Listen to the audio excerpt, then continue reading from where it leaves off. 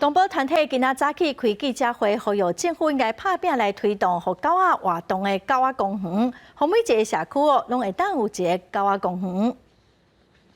狗仔欢喜伫咧公园佚佗，真侪主人会带狗去有狗仔专门活动空间的狗公园散步。根据动保团体的统计，全地计共有86座狗公园。那以6都来看，台北市平均每6600只狗就有一座狗公园，全国排头名。台南市排上尾，每38000只狗才有一座狗公园。动保法都规定呢，是要设置给动物呢有一个充分的户外活动的时间跟空间。所以就是我们设置宠物狗公园的一个法源的依据。动保团体希望农委会会使建议地方政府将狗活动专区加入公园管理自治条例。另外，因强调，各公园也要强化配套措施甲管理，除了设立优先公车等大众运输，也要有偏减等的办法，鼓励在地民众做阵维护狗公园的环境。环境的维护非常重要哈，因为你看，比如说这个狗狗是急心哈，你看那时候一个洼地之后下雨之后，结果呢你没有处理好，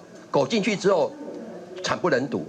洗一次要2000多块。农委会表示，设立公园是地方政府的权责，那地方政府有意愿设立狗公园等设施，农委会会使提供咨询、补助等协助，配合地方政府那持续加强推动，建议要把一些评鉴或者是有一些增加诱因的这部分，那我们也会来把它做一个等于是总体的一个处理。另外，根据农委会统计，2017年有170万只宠物狗，到2021年是减了3成，剩123万。但是宠物猫伫5年来增加20%。农委会表示会因应变化来做适当的政策调整。记者郭文调随台北报道。